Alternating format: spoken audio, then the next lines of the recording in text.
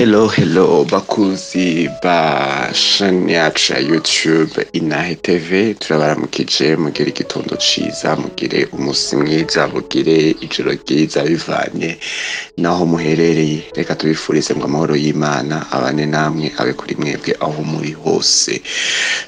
Nkuko mubimenyereye rero yuko twama tubazanira inahe nziza, inahe zidufasha, inahe zidukomeza surtout kubandanya mu gakiza. N'uyu munsi rero twari tubafitiye iyindi nahe ya mwene wacu yashimye kudushingira inahe, yashimye kudusangiza ivyo Yesu yamukoreye naho Yesu yamukuye. Ariko imbere yuko dutangura tumwumviriza, reka tubanze tumira amategeko turaje tubandanye.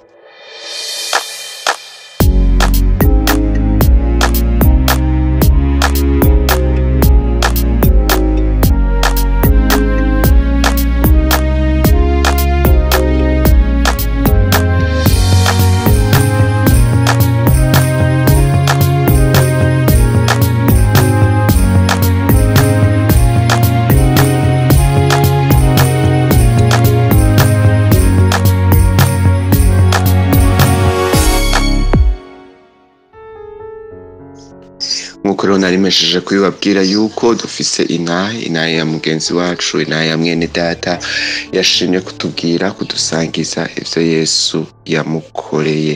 Nuko rero tutararandira, ndagenda gusaba utaragira subscribe ugire subscribe canke sabone.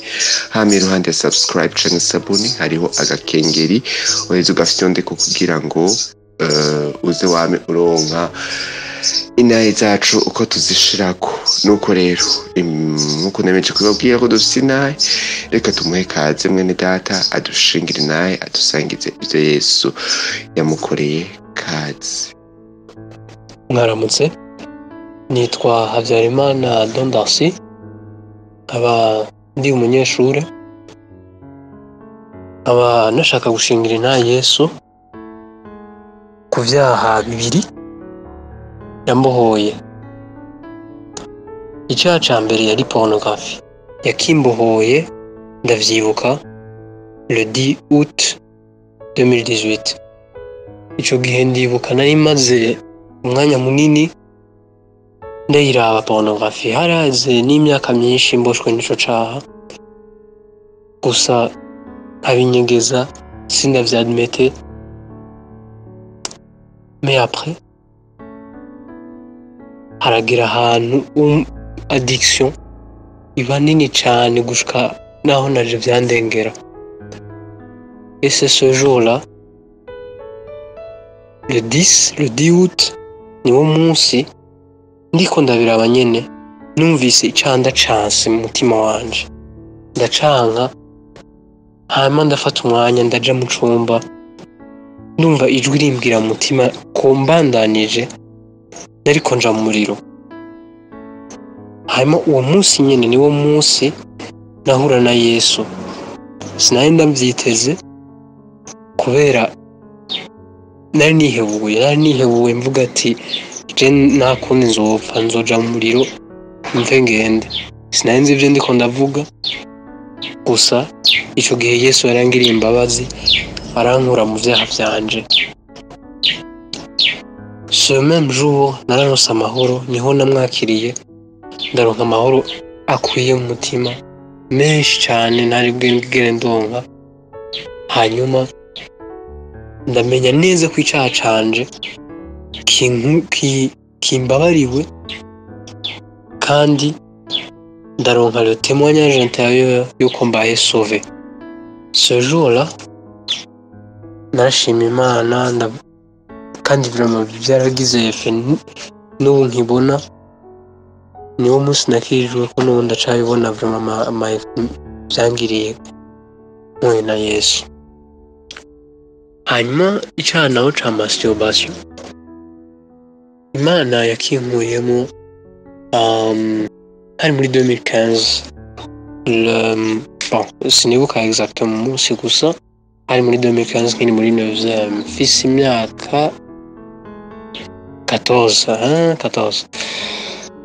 Urumva uwo munsi vraiment narumva naho nyine yari même sorte, numva yuko icaha kinduhishije mu mutima byari vyanse ico ko ndacikurako vraiment naragerageje ndisonzesha ndakora iki biranga gusa naguma ngerageza kuboneka mu bantu kumenga umuntu mwiza gusa je nayo ndabizi ko hari ikintu kibi mfise mu mutima wanje gusa kandi ndashima umunsi navyemeye imbere y'Imana ati Imana iki kintu ntibinkundira byanse umunsi nyene Imana yankura muri ico caha kandi vyabaye ubwo nyene atani umwanya urinze kuhaca yari ubwo nyene kandi ndashima Imana hari igihe usanga bitaza ubwo nyene ku bantu bamwe gusa ndashima Imana kubera yayankoreye ico kintu bon kiretse ivyo nari nshaka guhanura nk'abantu baba bari muri vyaha biri semblable yuko bamenya ko iherezo ari iherezo y'ibintu y'ivyaha nk'ivyo no kubandanya kubikora ari mu muriro gusa umuntu arashobora gusaba Imana ikamufasha ikamukuramo muri ivyo vyaha n'ibindi vyinshi n'ibindi vyaha vyose tutanazi je ntazi gusa ndazi ko Imana ishobora gukura umuntu mu caha d'ailleurs ni promesse wakiriye Yesu arashobora kudelivra du péché murakoze. Amen, amen, amen, amen, amen. Imana ni nkuru, Imana ni nziza, Imana itugira neza uko bwije, Imana idushakira ibyiza n'amahoro bikomokako. Nuko rero murumva yuko mwene data Don Darcy yari yarabushwe n'icaha ca pornography, kuraba y'amafilme acafuye ubusambanyi, mu nyuma yari yarasenze gose, yarasavye Imana. Hama rero umunsi Imana yabimukorera arumva yanse icaha co kuraba pornography, kuko hari n'ababikora bibaza ko atari icaha ariko ni icaha, kuko ijambo ry'Imana rivuga ngo niyo wifujije gusa uwejeje gusambana. Rero ico ni icaha kandi si icaha ciza, n'abakirimwo mukwiye gusenga Imana ngo ikibakize, kuko ndazi ku nkomezi zanyu ntivyoshoboka nkuko Darcy bitari vyamushobokeye.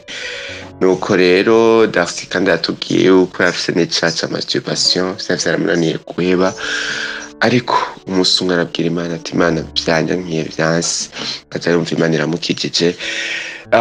Iyi nayo ya Don Darcy ishatse kunyereka no kutwigisha yuko atacana n'Imana nka rya jambo riri muri Bibiliya rivuga ngo byose birashoboka imbere y'Imana. Rero nawe ushobora kuba urushe n'ico cawe ushoboye kuba urushe n'ibindi vyaha bitari même semblable nk'ivya Darcy, mugabo ufise n'ibindi vyaha bikwagira muri wewe, vyose vyereka Imana, ubwira Imana uyereka quel point urushe n'ico caha, hama Imana izogutabara izogukiza. Nuko rero nawe nagenda kwibutse yuko wowe ufise nawe ushaka kudusangiza, ushaka kutwandikira kuri email yacu inayezayesu@gmail.com. Ndakwibutse kandi wowe utari bwagire subscribe canke s'abone, ugire subscribe canke s'abone, uheze ushende kuri kagakengeri kari iruhande ya subscribe canke s'abone, kugira ngo uze wame wirongera inaye zacu uko tuzishizeko. Imana yo mwijuru ibahezagire bagire neza, mwakoze kuduteka yomi. Reka nshimire na Don Darcy yatwemereye kudusangiza iyi naye yiwe, inaye ifasha, inaye izo tugiriye akamaro abantu benshi bakora ikwirikirana. Nuko rero ndabikebanuye, mugira umugisha mu vyanyu no mu banyu, naho utaha. Bye bye.